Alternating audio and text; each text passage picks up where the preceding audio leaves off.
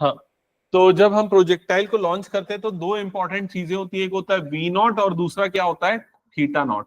यहाँ पर v not का मतलब क्या है, इनिशियल वेलोसिटी जिससे हम उस ऑब्जेक्ट को प्रोजेक्टाइल को लॉन्च कर रहे हैं, और थीटा नॉट क्या है, हॉरिजॉन्टल के साथ बनने वाला एंगल। क्लियर हो गया ये चीज। अब जब इस प्रोजेक्टाइल का मोशन होता है तो उसकी दो डायमेंशंस में वेलोसिटी होती है, एक तो एक्स एक्सिस के डायमेंशन में जिसको हम किससे डिनोट करते हैं वी एक्स से, ठीक है, और दूसरा वाई एक्सिस के डायमेंशन की वेलोसिटी जिसको किससे डिनोट करते हैं वी वाई से। इसमें पहले हम दोनों की डायमेंशन में, दोनों एक्सिस में इनिशियल वेलोसिटी देखते हैं। तो वी नॉट एक्स क्या हुआ करता था बताओ जल्दी से, v naught cos theta naught, x axis के डायरेक्शन की इनिशियल वेलोसिटी क्या होगी v naught cos theta naught, और वाई एक्सिस के डायरेक्शन की इनिशियल वेलोसिटी क्या होगी v naught sine theta naught. ये सबको याद है ना। फिर उसके बाद वी एक्स मतलब किसी भी दूसरे पॉइंट पे, किसी भी रैंडम पॉइंट पे एक्स एक्सिस के डायमेंशन की वेलोसिटी को हम किससे डिनोट करेंगे वी एक्स से, और वाई एक्सिस की वेलोसिटी को हम किससे डिनोट करेंगे वी वाई से।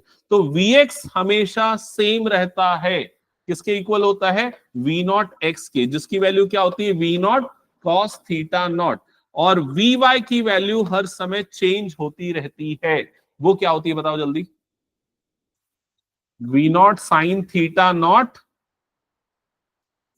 Minus G T. यहां पर जी क्या होता है एक्सेलरेशन ड्यू टू ग्रेविटी, और टी क्या होता है वहां पर टाइम।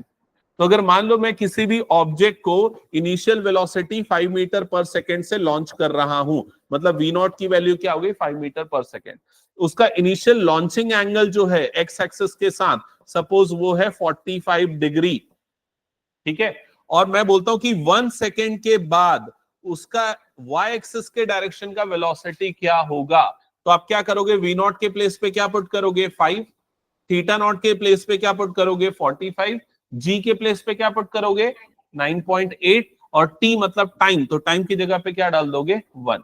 क्या ये क्लियर हो गया। इन पे बेस्ड हमने न्यूमेरिकल लास्ट कुछ क्लासेस में किए थे।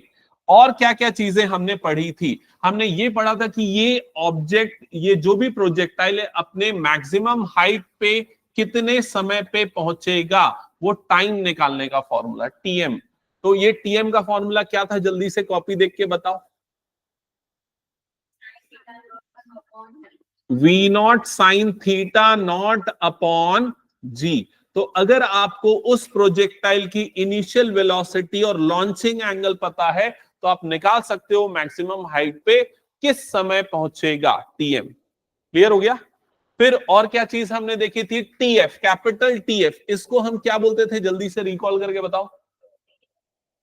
हाँ 2TM, टीएफ निकालने का फॉर्मूला होता है 2TM, और टीएफ का मतलब क्या होता है, एफ का मतलब क्या है टोटल फ्लाइट टाइम, मतलब प्रोजेक्टाइल लॉन्च होने से वापस गिरने तक जो टाइम लगा वो टोटल फ्लाइट टाइम कहलाता है, और वो कितना होता है 2V0 sine theta naught divided by ji.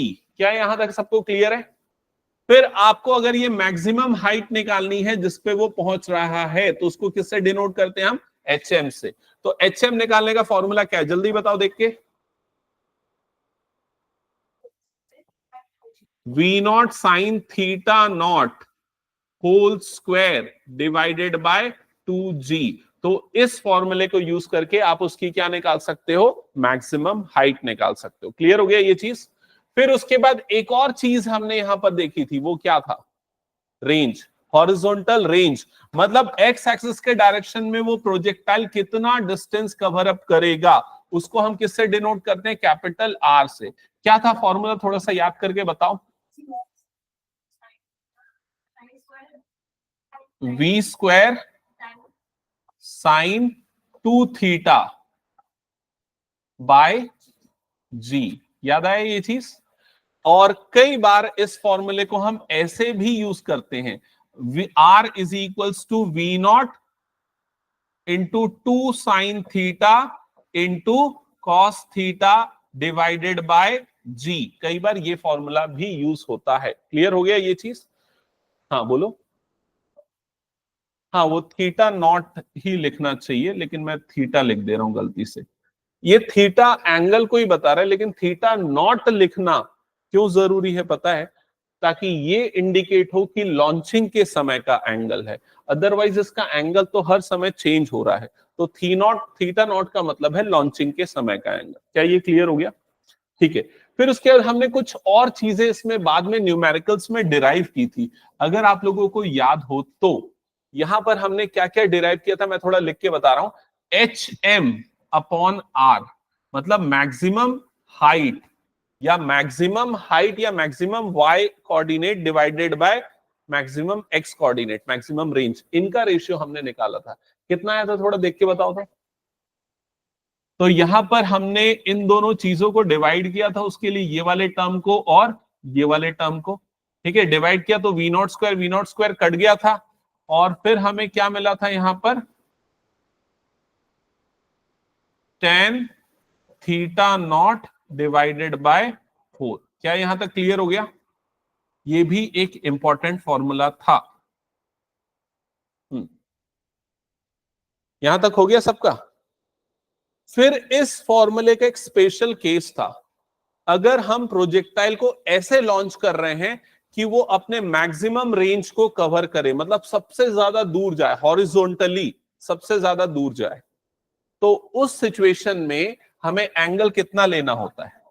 Theta naught की वैल्यू हम क्या लेते हैं? 45 डिग्री। अगर थीटा नॉट 45 होगा तो रेंज क्या हो जाएगा? इसका मैक्सिमम हो जाएगा। समझ में आई ये चीज? और अगर रेंज मैक्सिमम होगा, आर की वैल्यू मैक्सिमम होगी, तो एच और आर का रेशियो कितना आएगा? एच और आर का रेशियो कितना आएगा? जब थीटा की वैल्यू 45 डिग्री होगी तो ये वाली वैल्यू 1045 डिग्री की वैल्यू कितनी हो जाएगी? 1।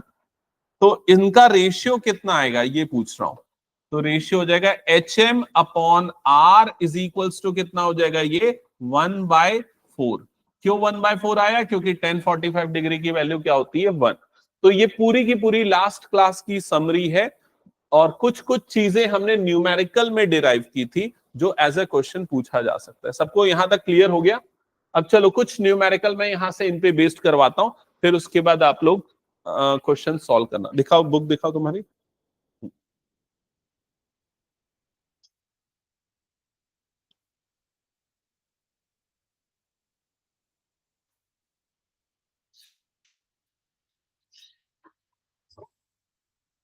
ओके, सो क्वेश्चन नोट करो।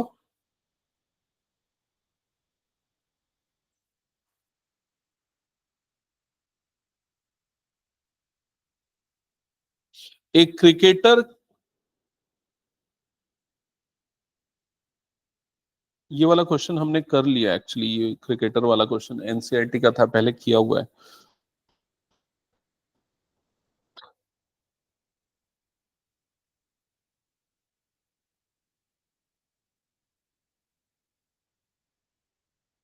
हाँ, a bullet fired a bullet fired at an angle of 30 degree, a bullet fired at an angle of 30 degree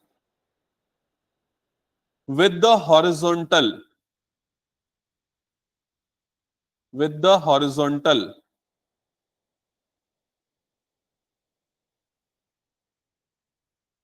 hits the ground, hits the ground, hits the ground 3 kilometer away, hits the ground 3 kilometer away, full stop.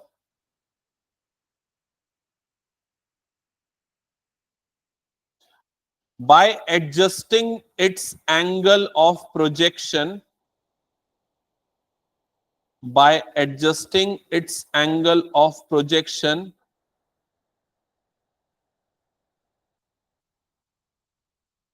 can one hope to hit a target, can one hope to hit a target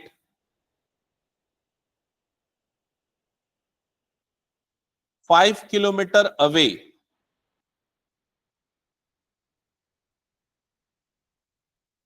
Can one hope to hit a target 5 kilometer away? Full stop.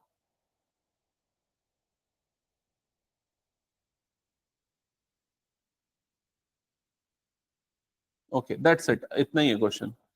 Important चीज इतनी ही है, ठीक है। तो अगर इस question का meaning आपको समझ में नहीं आया तो मैं आपको एक बार पहले समझाता हूं और उसके बाद फिर स्टेप्स बताता हूं कि क्या है इसमें। तो सबसे पहले क्या बोल रहा है, एक बुलेट को हिट कर रहे हैं, ठीक है, एक बुलेट को फायर कर रहे हैं।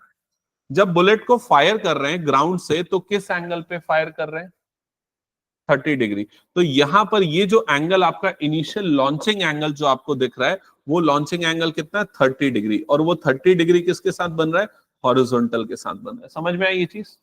तो ये बुलेट फायर होके गई, प्रोजेक्टाइल मोशन हुआ और आगे जाने के बाद उसने ग्राउंड को वापस से हिट किया। जब उसने ग्राउंड को हिट किया तो कितने डिस्टेंस के बाद ग्राउंड को हिट किया, ये नंबर आपको क्वेश्चन में गिवन है। कितना है, 3 किलोमीटर। तो यहां से यहां तक का डिस्टेंस आपको गिवन है विच इज 3 किलोमीटर। क्या यहां तक का डेटा सबको समझ में आ गया, ठीक है। अब क्वेश्चन में ये बोल रहा है कि अगर मान लो बुलेट को फायर करते समय हम 30 डिग्री के अलावा कोई और एंगल बनाते, 45, 60, 90, कुछ भी कोई और एंगल बनाते, तो क्या एंगल को एडजस्ट करके हम इसकी रेंज को बढ़ा के 5 किलोमीटर बना सकते हैं क्या। क्वेश्चन समझ में आया कि नहीं। Can this bullet hit a target 5 kilometre away by adjusting the angle. क्योंकि हमें पता है एंगल चेंज करेंगे तो उसकी रेंज भी क्या हो जाएगी, चेंज हो जाएगी, ठीक है। तो अब इसको कैसे सॉल्व करना है तो उसका मैं स्टेप बता दूं आप लोगों को। सबसे पहले तो आपको जो चीजें गिवन है वो नोट करो। थीटा नॉट की वैल्यू गिवन है आपको 30 डिग्री और कैपिटल आर रेंज आपको गिवन है वो है 3 किलोमीटर्स। ये नोट करो, यहां तक हो गया। फिर उसके बाद आप रेंज का फॉर्मूला यूज करो। तो रेंज का फॉर्मूला देखो कौन सा फॉर्मूला यूज कर सकते हो। आप चाहो तो ये वाला फॉर्मूला भी यूज कर सकते हो 2 थीटा, चाहो तो ये सिंगल थीटा, दोनों चलेगा। तो आप ये फॉर्मूला यूज करो। जी की वैल्यू तो फिक्स होती है पता है, आप किसकी वैल्यू कैलकुलेट करोगे, यहां पर आर पता है, थीटा नॉट पता है, जी पता है, तो किसकी वैल्यू मिल जाएगी यहां पर, वी नॉट की। इसको यूज करके आप वी नॉट की वैल्यू निकालो। वी नॉट यहां पर क्या होता है, इनिशियल वेलोसिटी। जल्दी कैलकुलेट करो फॉर्मूले में पुट करके।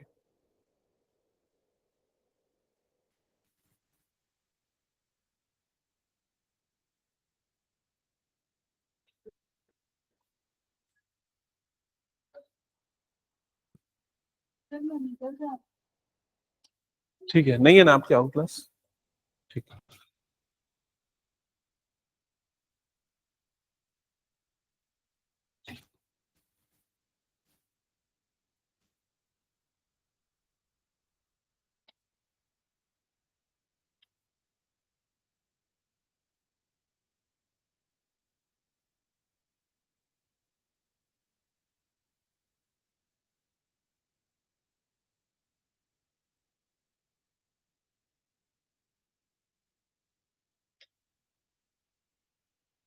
वी नॉट की वैल्यू निकली क्या,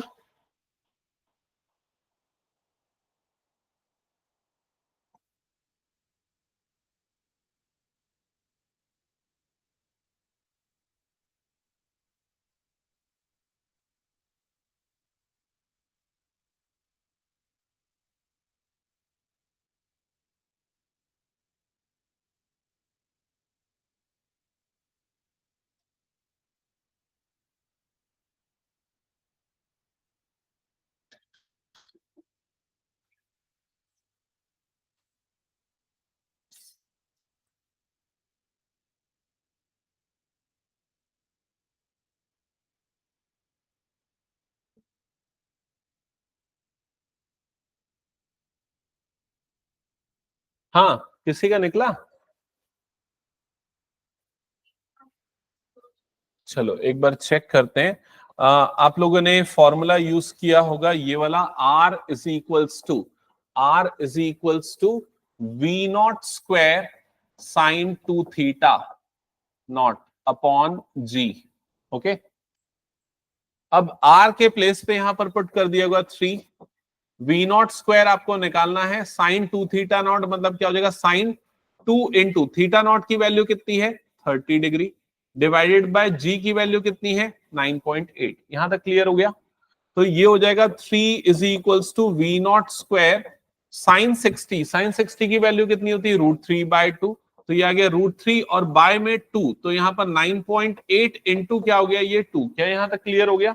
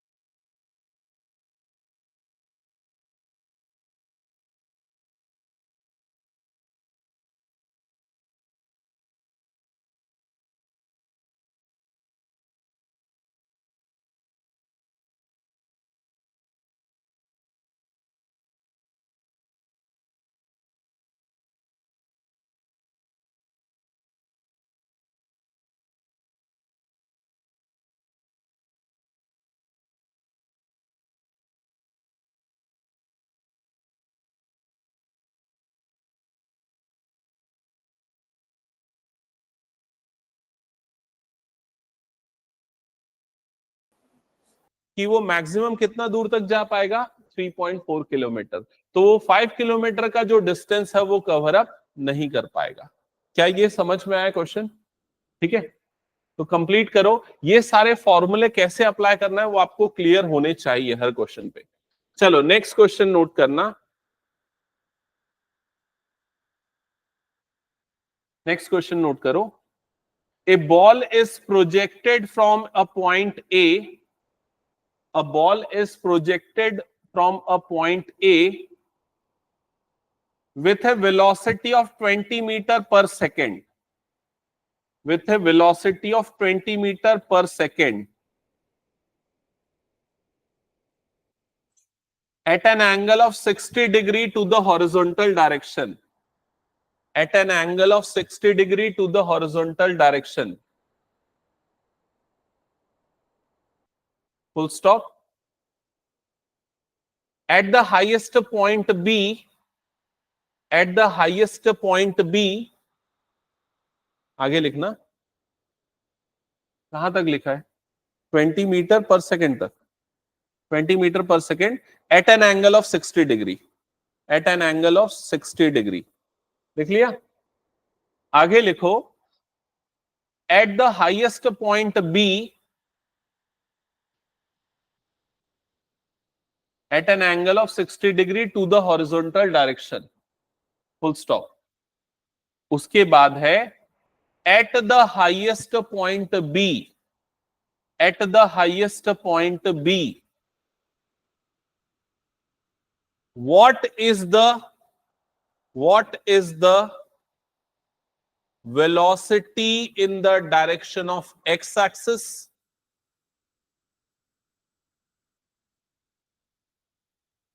What is the velocity in the direction of x axis, comma, velocity in the direction of y axis, velocity in the direction of y axis. लिख लिया? फिर लिखो height of point B from the ground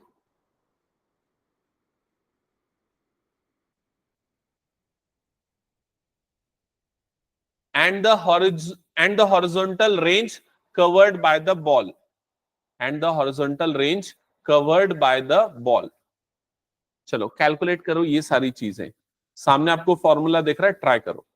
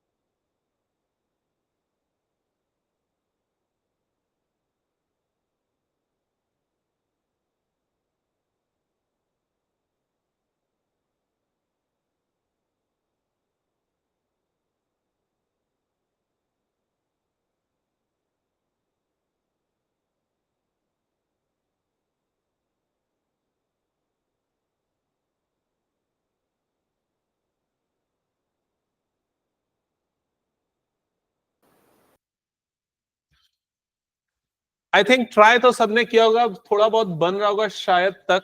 चलो एक बार देखते चलते हैं. हाँ अक्षांश, बना क्या? नहीं बना, कुछ भी नहीं. क्वेश्चन को पढ़ के डेटा क्या क्या समझ में ये बता. कुछ नोट किया data? Very good, theta naught की वैल्यू हो गई 60 डिग्री, और वो जो वेलोसिटी जिससे उस बॉल को थ्रो कर रहे हैं उसको हम वी नॉट लिख रहे हैं, उसकी वैल्यू कितनी है? 20 मीटर पर सेकेंड। ये 20 मीटर पर सेकेंड, ठीक है। तो एक्चुअल में वो जो ऑब्जेक्ट है उसका जो मोशन होगा प्रोजेक्टाइल मोशन होगा, मतलब ऑब्जेक्ट ऐसे करके जाएगा, इधर पे जाके गिरेगा। सेम ऐसा ही होगा जैसा अभी तक हमने पढ़ा। अब यहाँ पर कौन कौन सी चीजें इंपॉर्टेंट है? ये जो एंगल बन रहा है थीटा नॉट, ये बन गया हमारे पास 60 डिग्री, और ये जो वेलोसिटी है वो भी हमको दे दिया यहाँ पर वी नॉट की वैल्यू। मैक्सिमम हाइट, ए से हम थ्रो करना स्टार्ट कर रहे हैं। मैक्सिमम हाइट वो कहां पर जा रहा है, किस पॉइंट पे जा रहा है? बी पे जा रहा है। समझ में आ रहा है? यहां पर आ रहा है मैक्सिमम हाइट। अब क्वेश्चन में सबसे पहला पॉइंट क्या पूछा है बताओ?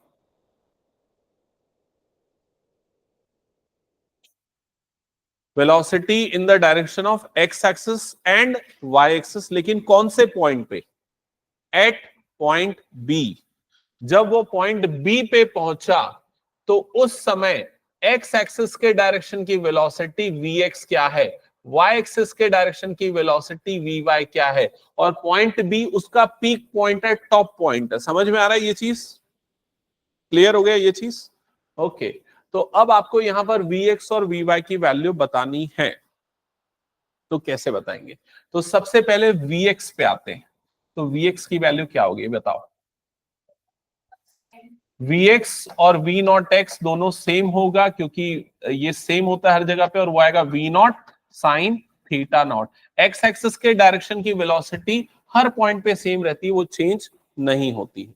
तो यहां पर v naught sine theta naught मतलब ये हो जाएगा 20 इंटू साइन 60, और साइन 60 की वैल्यू कितनी होती है? √3/2। तो हो जाएगा 20 इंटू √3/2। ये 2 1 सा और ये 2 10 सा कैंसल आउट होगा। साइन फाइनली आपको Vx की वैल्यू कितनी मिल जाएगी? 10√3। तो x एक्सिस के डायरेक्शन की वेलोसिटी ये होगी। एक बार चेक करो ये सही आया क्या? क्लियर है? ओके। फिर क्या निकालना है आपको? y एक्सिस के डायरेक्शन की वेलोसिटी। y एक्सिस के डायरेक्शन की वेलोसिटी मतलब कुछ गलत आएगा? अच्छा मैंने ये गलत ले लिया ना, साइन ले लिया ना गलती से, सॉरी। ये क्या होता है? वी नॉट कॉस थीटा होता है, करेक्ट करो इसको।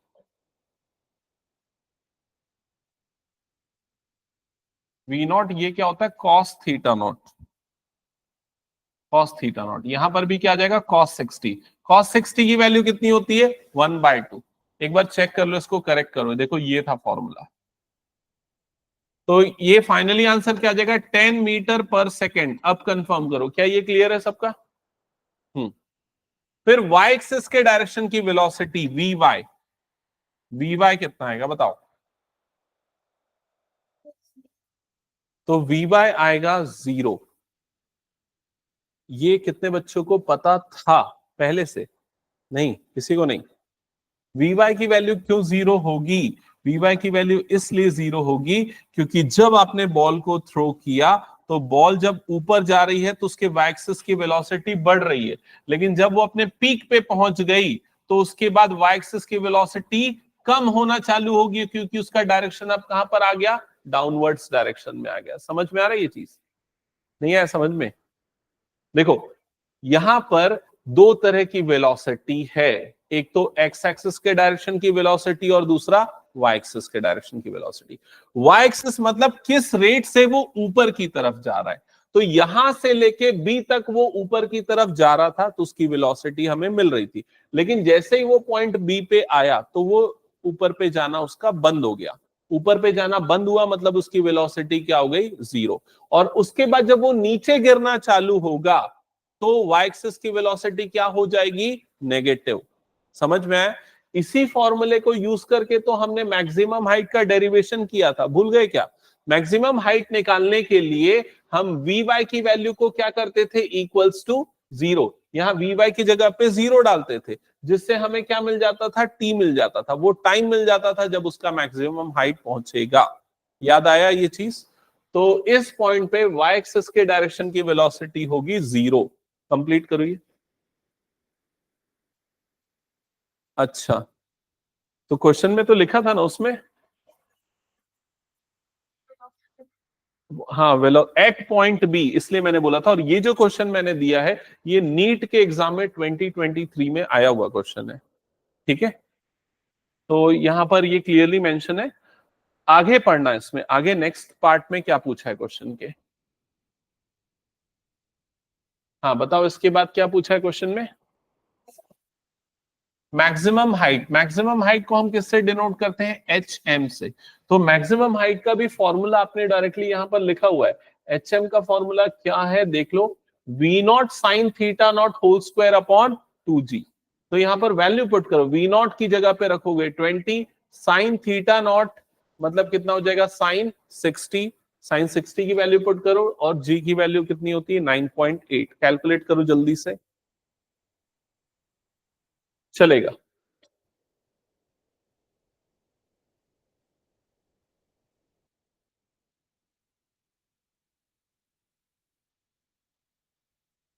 We naught sine theta naught whole square divided by 2g। तो H M is equals to आ जाएगा, वी नॉट की वैल्यू कितनी बताई मैंने यहां पर, वी नॉट की वैल्यू कितनी थी क्वेश्चन में 20। तो 20 का स्क्वायर, साइन थीटा नॉट मतलब कितना हो गया साइन 60, साइन 60 का whole square divided by 2 into, तो जी की वैल्यू आप 10 ले रहे हो चलेगा, कोई दिक्कत नहीं है। तो यहां पर h M is equals to कितना आ जाएगा, 20 का स्क्वायर हो जाएगा ये 400, साइन 60 की वैल्यू कितनी होती है √3/2, स्क्वायरिंग करने पे हमें क्या मिल जाएगा 3/4। तो यहाँ पर ऊपर आ गया 3, नीचे 2 इंटू 10 इंटू कितना हो जाएगा 4। ये 4 वन सा और ये 4 से कटेगा कितने टाइम्स में 100, ये 0 और ये 0 कटेगा, 2 वन सा और 2 फाइव सा। तो मैक्सिमम हाइट आएगी यहाँ पर 15। चेक करो आया क्या सबका। तो मैक्सिमम हाइट वो पहुंचेगा 15 मीटर। और क्या पूछा है इसके इस क्वेश्चन में नेक्स्ट पार्ट में, हॉरिजॉन्टल रेंज पूछा है। तो हॉरिजॉन्टल रेंज निकालने के लिए आप ये आर का फॉर्मूला यूज कर लो, या फिर चाहो तो ये वाला मेथड भी यूज कर सकते हो। हॉरिजॉन्टल रेंज के लिए h m upon r is equals to क्या होता है tan थीटा नॉट बाय 4, ये होता है।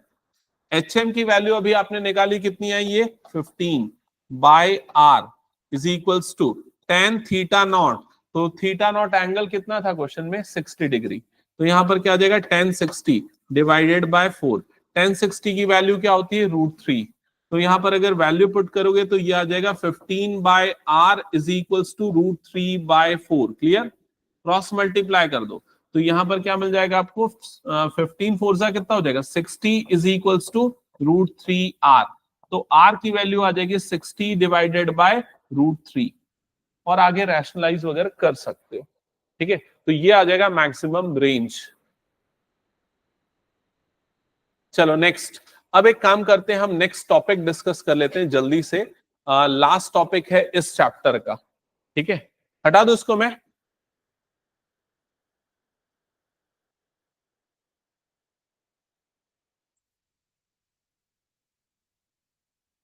ओके, सो हेडिंग डालो uniform circular motion.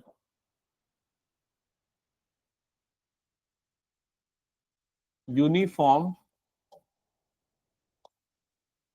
Circular motion, uniform circular motion.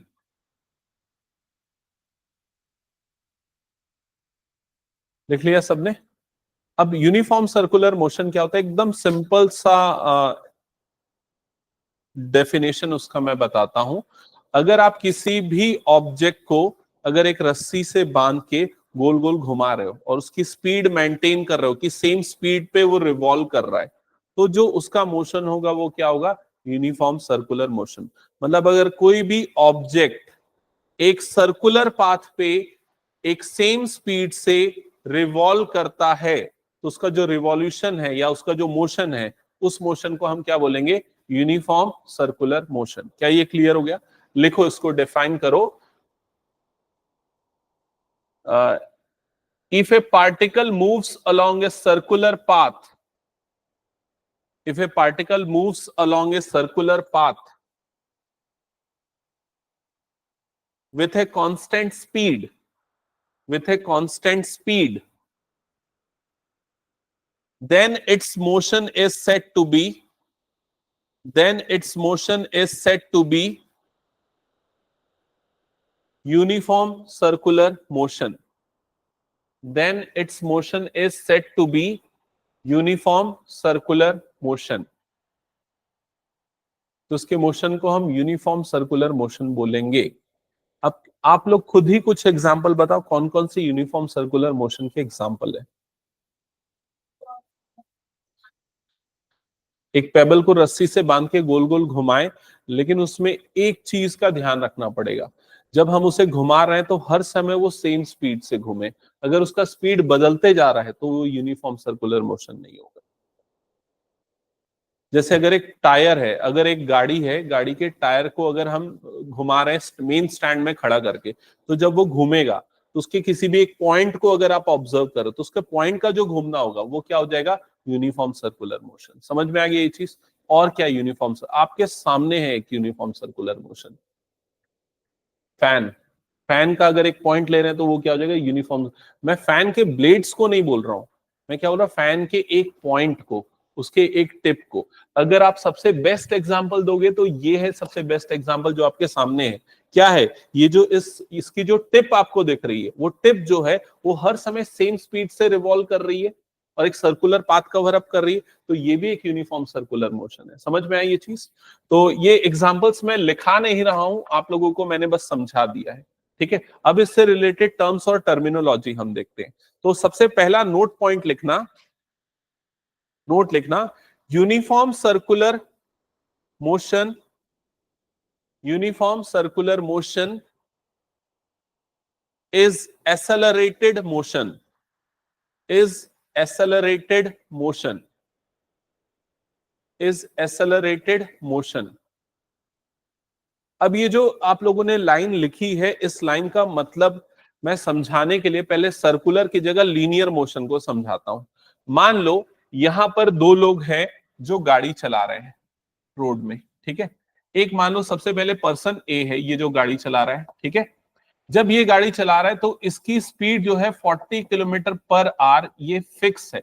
चाहे वो यहां पर हो, यहां पर हो, यहां पर हो, हर पॉइंट पे उसकी स्पीड जो है फिक्स है। कितनी है, 40 किलोमीटर पर आवर। लेकिन वही जब पर्सन टू जब गाड़ी चला रहा है तो उसकी यहां पर स्पीड 10 किलोमीटर पर आवर थी, यहां पर जाके उसकी स्पीड बढ़ गई 20 किलोमीटर पर आवर, यहां पर उसकी स्पीड बढ़ गई 30 किलोमीटर, यहां पर बढ़ गई कितनी हो गई, 40 किलोमीटर। समझ में आ रही है ये चीज। तो हमने दो सिचुएशन लिए, दो बाइक राइडर्स को लिया, इसकी स्पीड हर जगह पे सेम है, लेकिन इसकी स्पीड बढ़ते जा रही है, ठीक है। तो दोनों में से अगर मैं इसकी बात करूं जिसकी स्पीड कांस्टेंट है, तो इसमें हम इसका एक्सेलरेशन क्या है, या इस मोशन को हम एक्सेलरेटेड मोशन बोलेंगे क्या, ये मेरा क्वेश्चन है। तो आंसर है नहीं। अगर स्पीड चेंज नहीं होती है तो ऐसे मोशन को हम एक्सेलरेटेड मोशन नहीं कहते हैं। समझ में आई ये चीज। और यहां पर स्पीड बढ़ रही है तो ऐसे मोशन को हम क्या बोलते हैं, एक्सेलरेटेड मोशन बोलते हैं। क्या ये क्लियर हो गया ये चीज।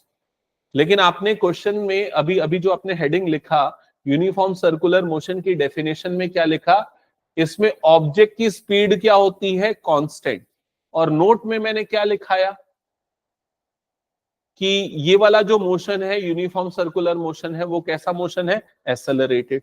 तो ये स्टेटमेंट तो कॉन्ट्राडिक्ट हो गया ना, दोनों अपोजिट हो गया। एक तरफ मैं बोल रहा हूं अगर स्पीड कांस्टेंट होती है तो वो एक्सेलरेटेड नहीं होता, लेकिन मैंने लिखा दिया कि वो एक्सेलरेटेड होता है।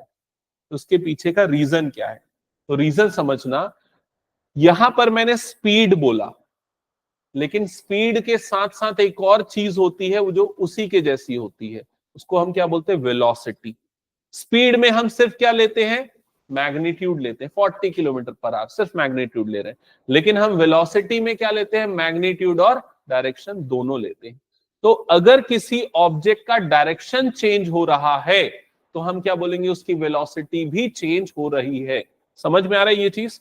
तो अगर आप यूनिफॉर्म सर्कुलर मोशन का एग्जांपल लोगे, अगर पार्टिकल यहां पर है तो अभी उसका डायरेक्शन ये रेडियस से कनेक्टेड होगा, सेंटर से कनेक्टेड होगा, क्योंकि इसमें फोर्स लगता है जिसको सेंट्रीपिटल फोर्स बोलते हैं। तो एक्चुअल में इसका जो मोशन होगा या इसका जो डायरेक्शन होगा या इसकी जो वेलोसिटी का डायरेक्शन होगा वो ये होगा। लेकिन जब वो आगे जाके यहां पर आएगा तो उसका डायरेक्शन चेंज हो रहा है। समझ में आ रहा है कि नहीं? तो हर पॉइंट पे इसका डायरेक्शन चेंज हो रहा है। तो डायरेक्शन में भी अगर चेंज होता है तब भी हम उसको क्या बोलते हैं? Accelerated motion. तो अगर कोई भी मोशन में स्पीड सेम है बट डायरेक्शन चेंज हो रहा है तो भी वो एक्सेलरेशन है। समझ में आई ये चीज? इसको हम एक और एग्जांपल से और एक और डायग्राम से समझते हैं। मान लो यहां पर मैं एक पॉइंट ले रहा हूं ए, यहां पर एक पॉइंट ले रहा हूं बी, ठीक है? दोनों के बीच का डिस्टेंस है फॉर एग्जांपल 10 मीटर और ए से बी ट्रैवल करने में आपको 2 सेकेंड्स का टाइम लगता है। क्लियर? ये एक यूनिफॉर्म स्पीड से हम ट्रैवल कर रहे हैं, एक कांस्टेंट स्पीड से ट्रैवल कर रहे हैं। यहां से हम जाते हैं बी से लेके मान लो सी, अगेन डिस्टेंस है 10 मीटर, टाइम कितना लग रहा है? 2 सेकेंड्स का। क्लियर हो गया? फिर सी से हम जाते हैं डी, यहां पर हम आ गए डी, अब कितना टाइम लग, कितना डिस्टेंस? 10 मीटर, टाइम सेम लग रहा है 2 सेकेंड। डी से फिर हम आ जाते हैं ई, ई पे आने पे अगेन 10 मीटर, टाइम कितना लग रहा है? 2 सेकेंड। ऐसा करते हुए हम इस मोशन को आगे बढ़ाते हैं इस तरीके से। समझ में आ रहा है ये चीज? इस तरीके से चेंज हो रहा है। हर बार हम ये मान रहे हैं 10 मीटर डिस्टेंस 2 सेकेंड में कवर हो रहा है, ये 10 मीटर डिस्टेंस 2 सेकेंड में कवर हो रहा है, ये 10 मीटर डिस्टेंस 2 सेकेंड में कवर हो रहा है। क्लियर हुआ है यहां तक? तो अगर मैं बोलूं ए से बी तक की स्पीड इसकी कितनी है, तो स्पीड कैसे निकालोगे? Distance upon time. तो कितना आ जाएगा? 10/2। 10/2 मतलब कितना आ जाएगा? 5 मीटर पर सेकेंड। समझ में आई ये चीज? तो यहाँ कांस्टेंट स्पीड है। बी से सी तक की स्पीड कितनी है बताओ? 5 मीटर पर सेकेंड। तो यहां दोनों जगह पे सेम स्पीड है, लेकिन यहां से ए बी की जो वेलोसिटी है और बीसी की जो वेलोसिटी है, क्या ये दोनों वेलोसिटी सेम है? तो आप आंसर क्या होगा? नो। ए से बी की स्पीड और बी से सी की स्पीड सेम है, लेकिन दोनों की वेलोसिटी अलग है। क्यों अलग है? क्योंकि यहां वेलोसिटी का डायरेक्शन कौन सा था? X axis. यहां वेलोसिटी का डायरेक्शन कुछ और हो गया, some angle made with x axis. समझ में आ रहा है कि नहीं ये चीज? तो वेलोसिटी का चेंज तब भी होगा जब डायरेक्शन का चेंज होगा। वही चीज यहां पर भी है। यहां डायरेक्शन, जैसे यहां डायरेक्शन कितने बार चेंज हो रहा था? 1 बार, 2 बार, 3 बार, 4 बार, 5, 6, 7, 6 बार, 7 बार चेंज हो रहा था एक रोटेशन में। यहां डायरेक्शन कितने बार चेंज हो रहा है? इनफाइनाइट टाइम्स चेंज हो रहा है। और हर समय उसका जो डायरेक्शन है वो कहां पर है? उसके टेंजेंशियल पे है। टेंजेंशियल मतलब जब सर्कल के उस पॉइंट पे टेंजेंट बनाएंगे तो जो डायरेक्शन होगा वही उसका डायरेक्शन होगा। समझ में आया कि नहीं ये चीज? ये इस टाइप का स्ट्रक्चर है। मान लो आप किसी पत्थर को पकड़ के गोल घुमा रहे हो, अचानक से रस्सी से वो छूट जाता है, तो किस डायरेक्शन में जाएगा? अपने टेंजेंशियल डायरेक्शन में जाएगा। समझ में आ गया ये चीज? ठीक है, तो आपने क्या लिखा अभी? लास्ट पॉइंट, नोट पॉइंट लिखा। क्या लिखा है? Uniform circular motion is accelerated motion. अब इसका रीजन जो मैंने समझाया उस रीजन को लिखो। रीजन क्या है? Speed remains constant. Speed remains constant. Speed remains constant. Speed remains constant in bracket में लिखना यूसीएम। ये शॉर्ट फॉर्म मैंने सिर्फ तुम लोगों को समझाने के लिए लिया है। ठीक है, यूसीएम का मतलब क्या है? Uniform circular motion. So speed remains same in UCM but direction changes at every point. But direction changes at every point. Full stop.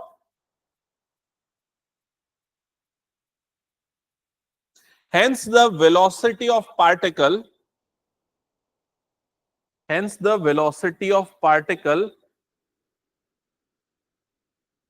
changes. Hence the velocity of particle changes and the rate of change of velocity is acceleration. And the rate of change of velocity is acceleration. Therefore, it is an accelerated motion. Therefore, it is an accelerated motion. लिख लिया सबने? तो आपने क्या लिखा? इसका एकदम short conclusion, speed इसकी कांस्टेंट है, लेकिन हर पॉइंट पे इसका डायरेक्शन चेंज हो रहा है। डायरेक्शन चेंज होगा तो वेलोसिटी चेंज होगी, और वेलोसिटी का चेंज जो है वो क्या होता है? एक्सेलरेशन। इसलिए ये एक्सेलरेटेड मोशन है। नेक्स्ट लिखो, terms related to uniform circular motion, terms related to uniform circular motion. लिखा सबने? अब सबसे फर्स्ट टर्म लिखना,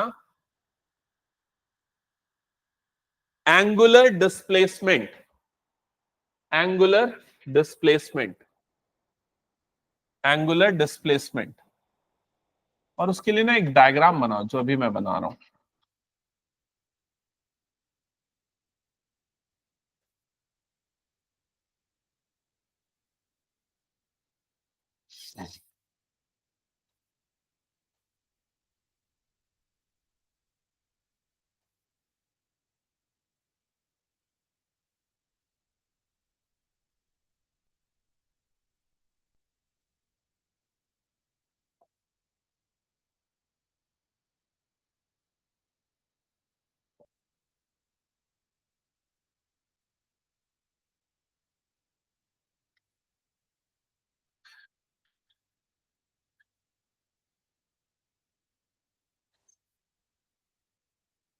एंगुलर डिस्प्लेसमेंट लिखना और ये diagram banana.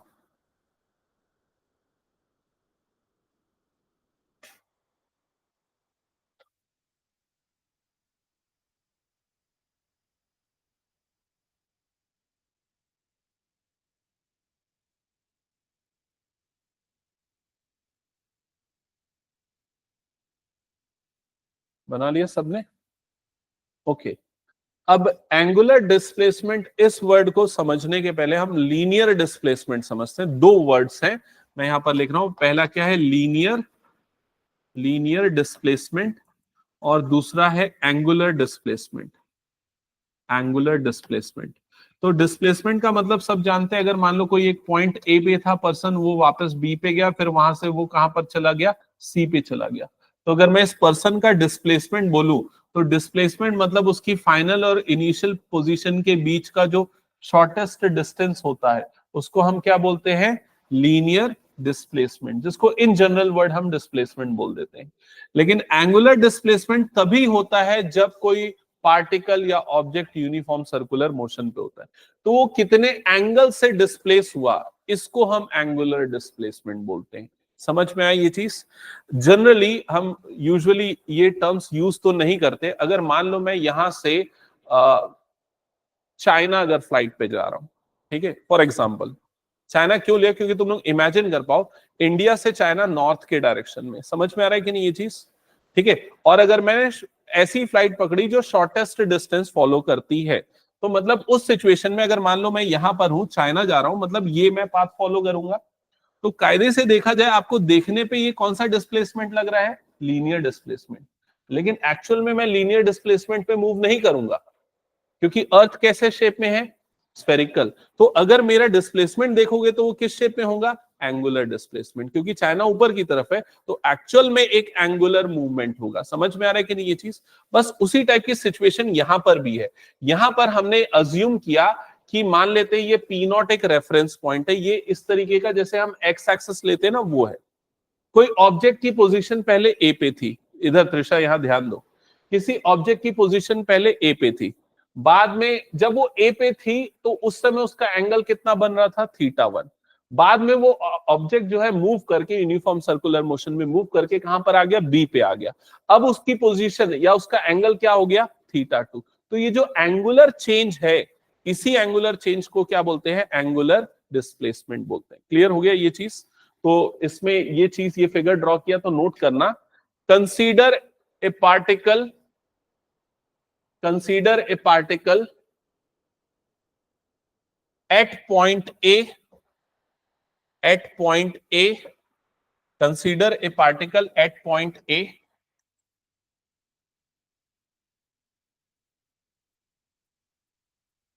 Eight time, at time t1, at time t1, making an angle, making an angle θ1, making an angle θ1 with respect to, with respect to point P naught, point P naught.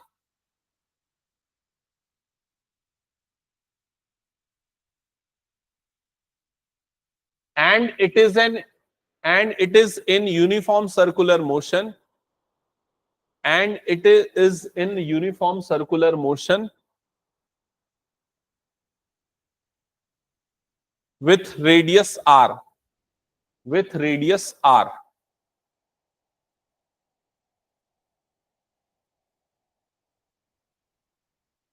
इसके बाद लिखना after some time t2, after some time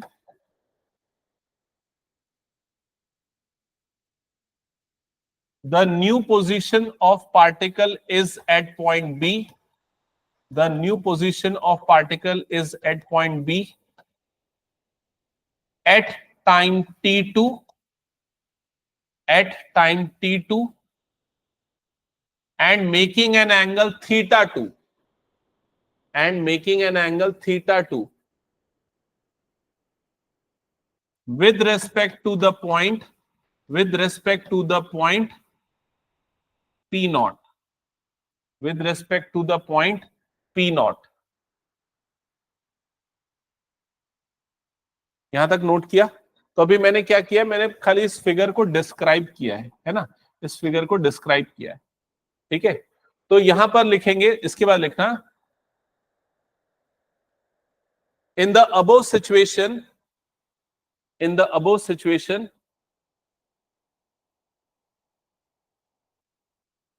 the angle swept by the particle, the angle swept by the particle is denoted by del theta, is denoted by del theta, is denoted by del theta, and it is given by, and it is given by del theta is equals to theta 2 minus theta 1, and it is given by del theta is equal to theta 2 minus theta 1.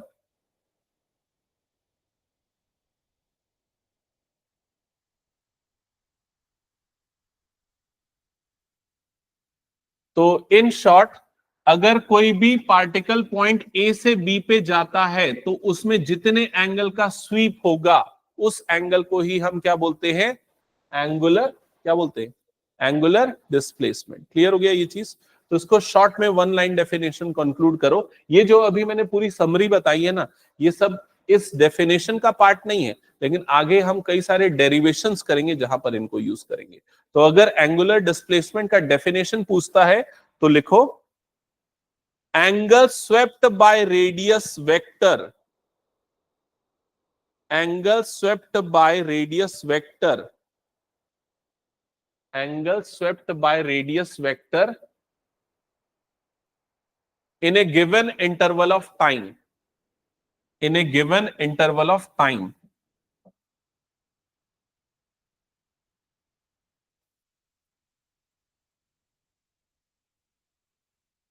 तो angular displacement जिसको हम किससे denote करते हैं, del theta से। यहां del का मतलब क्या होता है, समझ गए ना? डेल का मतलब होता है चेंज, किसमें चेंज, थीटा में। थीटा मतलब एंगल में चेंज, और एंगल का चेंज ये हो गया। क्लियर हो गया?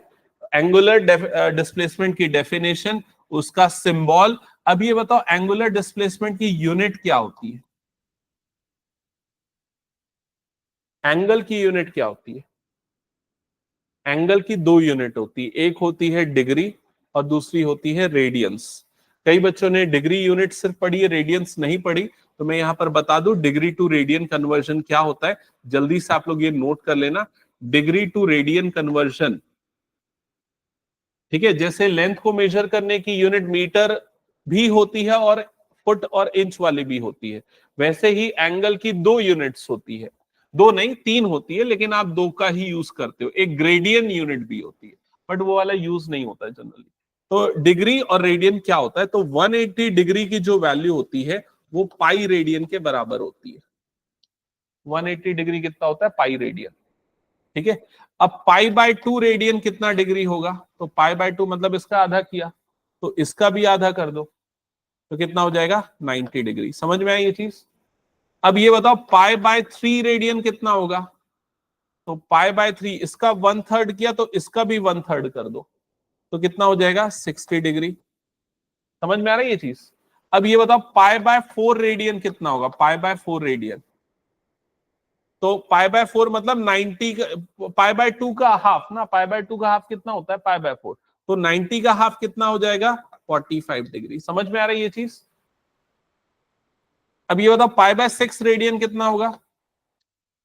π/6, तो पाई का 1/6 है, तो 180 का 1/6 मतलब कितना आ जाएगा? 30 डिग्री। ओके, तो यहां पर मैंने कुछ डिग्री टू रेडियन बताए हैं, इसके अलावा और भी कई सारे यूज होते हैं, मिनिमम इतना आपको ध्यान में होना चाहिए। ठीक है, बाद में मैं डिटेल में एक आध बार और बीच में कभी बताऊंगा इनके ऊपर डिस्कशन, जब मैं फिर से एक बार रिवीजन स्टार्ट करूंगा। तो हाँ, तो यहां पर मैं किस चीज पे आ रहा था? Angular displacement. तो इसकी यूनिट क्या होती है? तो अब से हम कौन सी यूनिट यूज करेंगे? Radian unit. उसकी यूनिट आप लिखोगे रेडियंस, इसकी यूनिट आप लिखोगे रेडियंस। ठीक है, फिर हर एक फिजिकल क्वांटिटी का यूनिट के साथ साथ एक और चीज जरूरी होता है समझना। फर्स्ट चैप्टर जो है उसका नाम है आप लोगों का, क्या नाम है?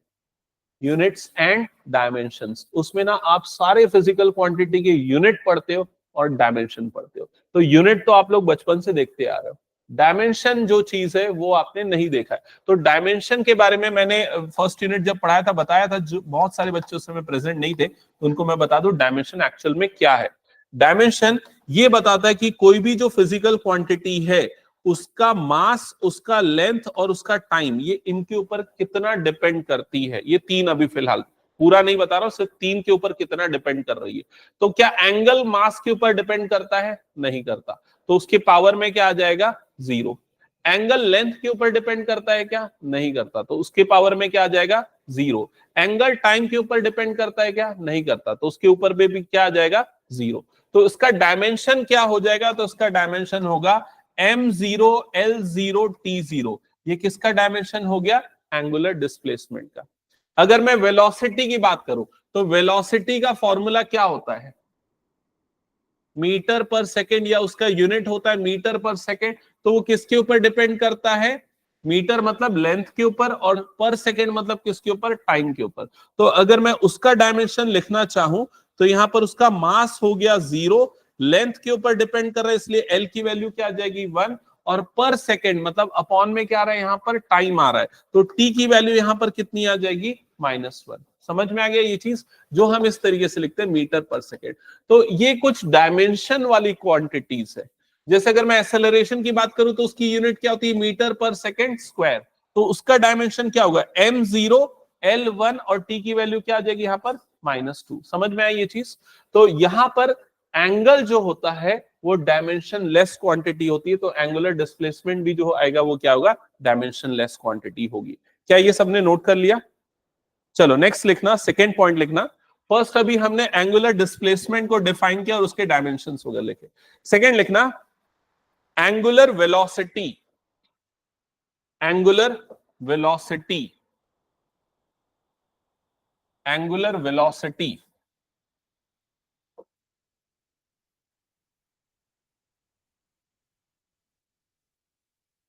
और इसको डिनोट किया जाता है ओमेगा से। एंगुलर वेलोसिटी इसको डिनोट किया जाता है ओमेगा से। ठीक है, हो गया? ओके, तो एंगुलर वेलोसिटी क्या होता है, इस चीज को समझना। नॉर्मल वेलोसिटी आप लोग जानते हो क्या होता है? वेलोसिटी को कैसे डिफाइन करते हैं? वेलोसिटी इज इक्वल्स टू, क्या होता है फॉर्मूला?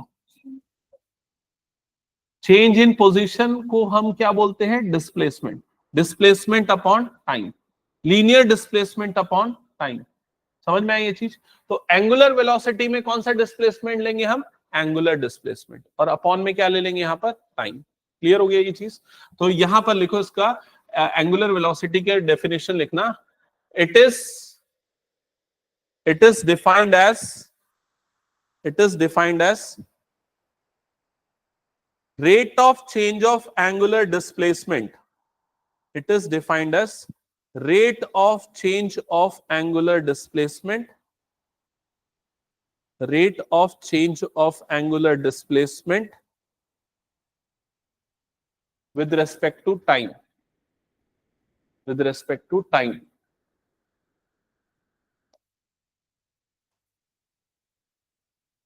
तो एंगुलर वेलोसिटी को ओमेगा से डिनोट करेंगे, किसका चेंज, एंगुलर डिस्प्लेसमेंट का चेंज, किसके चेंज के रिस्पेक्ट में, टाइम के रिस्पेक्ट में। तो ये ओमेगा होगा θ2 minus θ1 upon T2 minus T1। समझ में आ रहा है आप क्या लिख रहे हो, θ2 माइनस θ1 मतलब एंगल का चेंज, जो अभी हमने यहां पर डिस्कस किया। T2 माइनस T1 क्यों लिया हमने, क्योंकि पहले उसकी पोजीशन T1 थी और बाद में उसकी सॉरी टाइम की बात कर रहा हूं, जब वो यहां पर था तो टाइम कितना था, T1 था, और बाद में यहां आया तो टाइम कितना हो गया, T2। तो टाइम में कितना चेंज हुआ, तो टाइम में कितना चेंज हो गया, T2 माइनस T1। क्या ये क्लियर हो गया। तो ओमेगा को हम किस तरीके से लिख सकते हैं, तो इसके चेंज को हम क्या लिखेंगे, डेल थीटा, और इसके चेंज को हम क्या लिख देंगे यहां पर, डेल टी। क्या ये समझ में आ गया। डेल का मतलब change in time, del theta मतलब change in displacement, change in position, जिसको हम एंगुलर डिस्प्लेसमेंट बोलते हैं। यहां तक हो गया सबका, ठीक है। अब इसमें क्या होता है, एक और इंपॉर्टेंट चीज समझना, इसमें ना जब हम ये डिस्प्लेसमेंट की बात करते हैं, जब कोई ऑब्जेक्ट जो है यूनिफॉर्म सर्कुलर मोशन में है, वो पॉइंट ए से जब पॉइंट बी पे जाता है, तो ये डिस्प्लेसमेंट अलग होगा, और ये वाला डिस्प्लेसमेंट या ये वाली लेंथ जो है वो क्या हो जाएगी, अलग हो जाएगी। समझ में आ रही है ये चीज। अब ये बताओ कब ये दोनों वैल्यू बराबर होगी, ये वाली वैल्यू और ये वाली वैल्यू कब बराबर होगी। ऐसी कौन सी सिचुएशन आए जब ये दोनों वैल्यूज बराबर हो जाए, अगर ऑब्जेक्ट यूनिफॉर्म सर्कुलर मोशन में है तो ये कब बराबर होगी पता है, जब पॉइंट बी जो है वो पॉइंट ए के एकदम पास में होगा। जब पॉइंट ए और बी दोनों एकदम पास में होंगे तो इनका लीनियर डिस्प्लेसमेंट और एंगुलर डिस्प्लेसमेंट दोनों क्या हो जाएगा, बराबर हो जाएगा। और ये दोनों एकदम पास में कब आएंगे, जब टाइम बहुत कम होगा। समझ में आ रहा है ये चीज, जब हम बहुत कम टाइम में इन दोनों का डिस्प्लेसमेंट पोजीशन को मैप करेंगे। तो यहां पर जो अभी हमने पोजीशन चेंज को देखा है, यहां पर नॉर्मल टाइम पे देखा है, कोई भी रैंडम टाइम पे देखा है। लेकिन जब हम टाइम को बहुत स्मॉलर कर लेते हैं तो हम यहां पर क्या लिखते हैं, del t tends to zero. Del t tends to zero मतलब जीरो टाइम चेंज पे हम ऑब्जर्व कर रहे हैं। और जब जीरो टाइम चेंज पे ऑब्जर्व कर रहे हैं तो ये जो डेल आपको दिख रहा है उसको हम रिप्लेस कर देते हैं, किससे रिप्लेस कर देते हैं, डी से। तो यहां पर लिख देते हैं D theta upon D T, ये चेंज हो जाता है इसमें। तो यहां डी का मतलब बहुत स्मॉल चेंज और डेल का मतलब नॉर्मल चेंज है, वो कितना भी हो सकता है, कम या ज्यादा, लेकिन यहाँ स्मॉल डी का मतलब है स्मॉल चेंज। क्लियर हो गया ये चीज, ठीक है। तो ये आ गया आपका फॉर्मूला, किसका फॉर्मूला है, एंगुलर वेलोसिटी का। अब इसकी यूनिट बताओ क्या होगी, एंगुलर वेलोसिटी की यूनिट। तो इसकी यूनिट के लिए आपको डी थीटा की यूनिट पता होनी चाहिए। डी थीटा की यूनिट क्या होती है, रेडियन, और अपॉन में क्या आ रहा है यहां पर, टाइम। टाइम की यूनिट क्या होती है, सेकेंड। तो इसकी यूनिट क्या हो जाएगी, रेडियन पर सेकेंड। तो लिखो यहां पर इसकी यूनिट, इसकी यूनिट होती है रेडियन, रेडियन पर सेकेंड। इसका डायमेंशन क्या होगा, डायमेंशन। तो डायमेंशन मतलब ये मास के ऊपर डिपेंड कर रहा है क्या, ये क्वांटिटी नहीं, तो m की वैल्यू क्या आ गया, m की पावर में क्या आ गया, 0।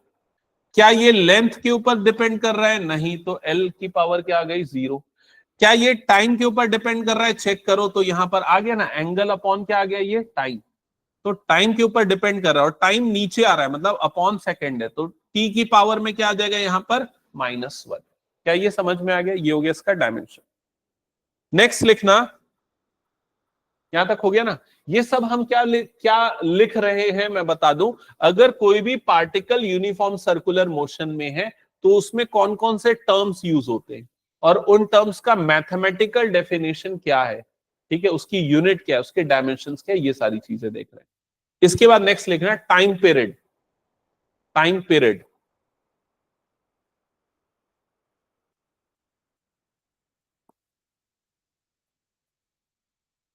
टाइम पीरियड इसको डिनोट करते हैं कैपिटल टी से, कैपिटल टी से।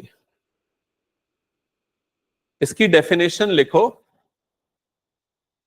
It is time, it is the time, it is the time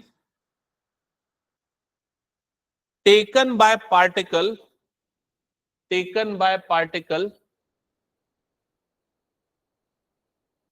to complete one revolution, to complete one revolution.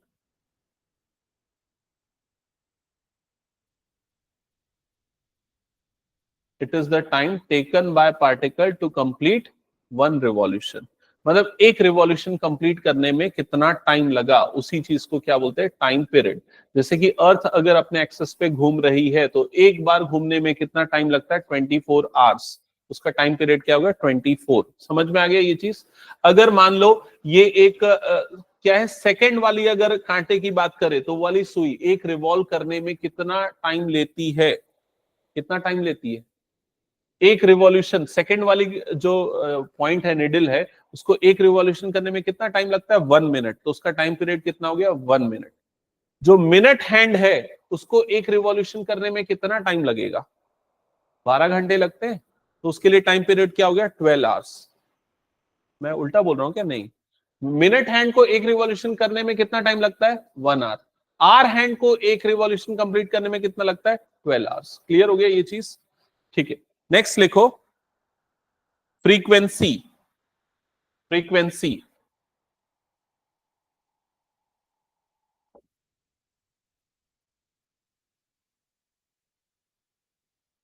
Frequency को कई जगह पे एफ से डिनोट करते हैं और कई जगह पे इस सिंबल से, वी के जैसे सिंबल से डिनोट करते हैं, लेकिन इसको न्यू बोलते हैं, NU, ठीक है।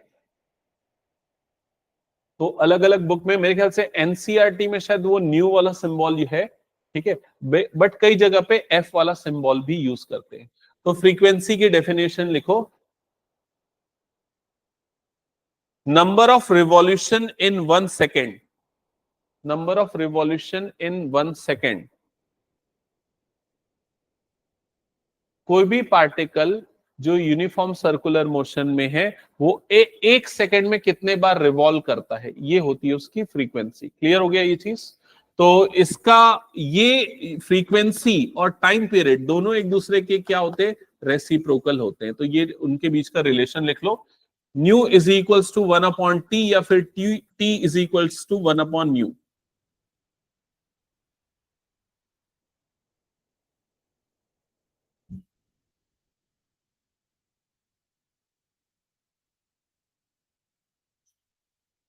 अब इसको एक एग्जांपल से समझते हैं। मान लो अगर कोई पार्टिकल है जो जिसकी फ्रीक्वेंसी है 2, ठीक है, तो ये बताओ उसका टाइम पीरियड कितना होगा। एक पार्टिकल की फ्रीक्वेंसी 2 है, मतलब वो एक सेकंड में कितने बार रिवॉल्व कर रहा है, 2 टाइम्स, ठीक है। फ्रीक्वेंसी 2 है मतलब एक सेकंड में कितने बार रिवॉल्व कर रहा है, 2 टाइम्स। तो न्यू की वैल्यू कितनी हो गई, 2। तो 1/2 मतलब कितना आ गया, 0.5। तो एक बार रिवॉल्व करने में उसको कितना टाइम लगेगा, 0.5 सेकेंड्स का। क्लियर हो गया ये चीज। अब यहाँ इन दोनों की यूनिट्स अगर आपने नहीं लिखी तो टाइम पीरियड की यूनिट क्या होती है वो लिख लो। टाइम पीरियड की यूनिट क्या होती है, सेकेंड्स। और इसका डायमेंशन क्या होगा, तो डायमेंशन होगा m0 l0 और ये क्या आ जाएगा, t1। क्लियर हो गया ये चीज, क्योंकि ये टाइम के ऊपर डिपेंड कर रहा है। फ्रीक्वेंसी, फ्रीक्वेंसी की यूनिट क्या होगी, तो फ्रीक्वेंसी जो होता है वो टाइम का जस्ट रेसिप्रोकल होता है, उल्टा होता है। तो इसकी यूनिट अगर सेकंड है तो फ्रीक्वेंसी की यूनिट क्या होगी, सेकंड इनवर्स होगी, ठीक है। और कई जगह पे फ्रीक्वेंसी की, फंडामेंटल फ्रीक्वेंसी की यूनिट जो हम लोग यूज करते हैं, हर्ट्ज यूज करते हैं, आपने सुना है। हम उस फ्रीक्वेंसी पे आएंगे बाद में, फिलहाल हम इसकी डेफिनेशन के हिसाब से इसको लिखो सेकंड इनवर्स। और इसका डायमेंशन क्या हो जाएगा, m0 l0 t-1, ये इसका डायमेंशन हो जाएगा।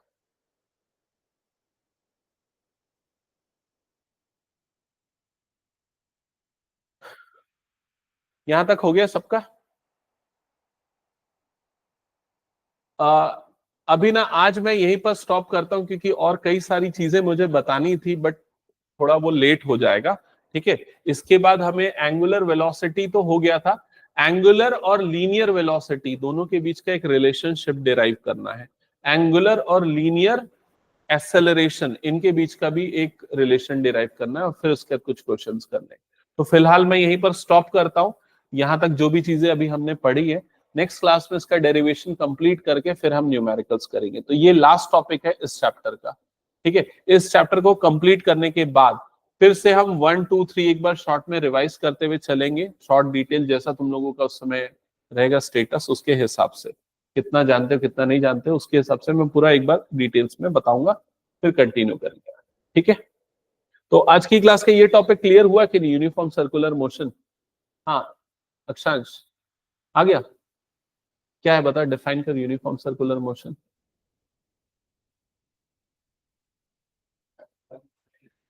एक ऑब्जेक्ट अगर सर्कुलर पाथ में कांस्टेंट वेलोसिटी से मूव करता है, मोशन करता है, तो उसको हम क्या बोलते हैं, यूनिफॉर्म सर्कुलर मोशन। इसको एक्सेलरेटेड मोशन क्यों बोलते हैं,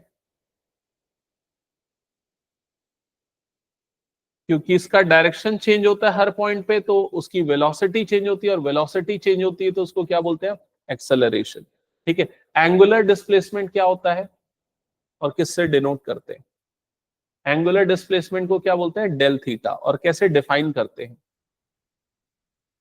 किसी भी पार्टिकल का जो कि यूनिफॉर्म सर्कुलर मोशन में है वो किस एंगल से स्वीप किया, उस एंगल को हम क्या बोलते हैं, उसका एंगुलर डिस्प्लेसमेंट। और हमने क्या पढ़ा, एंगुलर वेलोसिटी क्या होता है, angular displacement divided by time, किस रेट से वो एंगल चेंज हो रहा है, that is called angular velocity. क्या ये समझ में आ गया सबको, ठीक है। अच्छा, अगर मान लो अर्थ की एंगुलर वेलोसिटी पूछी जाए तो कितनी होगी, या अर्थ में किसी एक पार्टिकल की एंगुलर वेलोसिटी पूछी जाए तो कितनी होगी,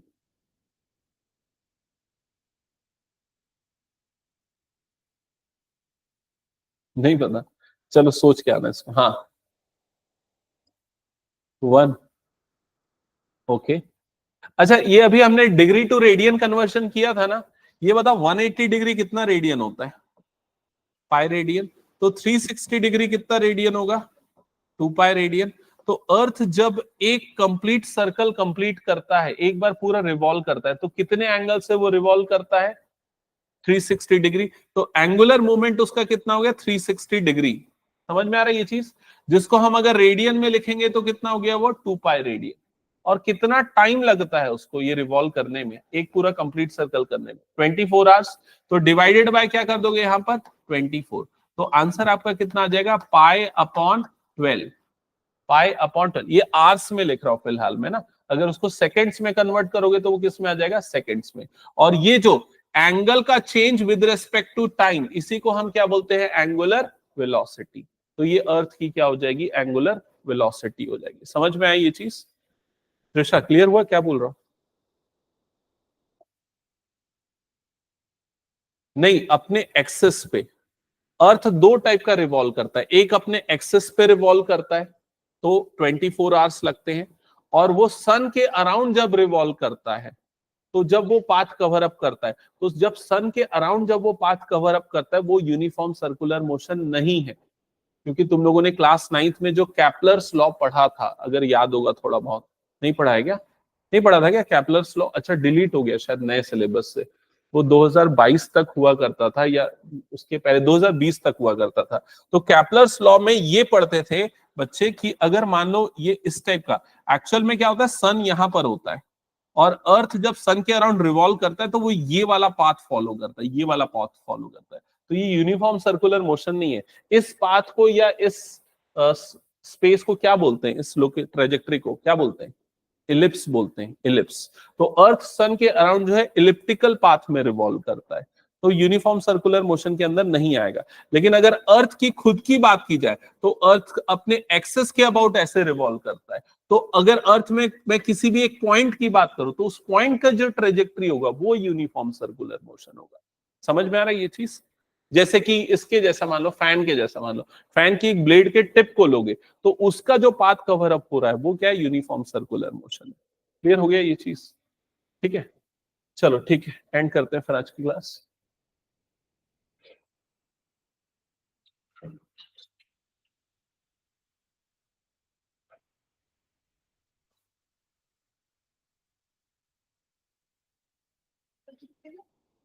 हम्म इसमें बहुत सारे क्वेश्चन तो एनसीईआरटी के ही है।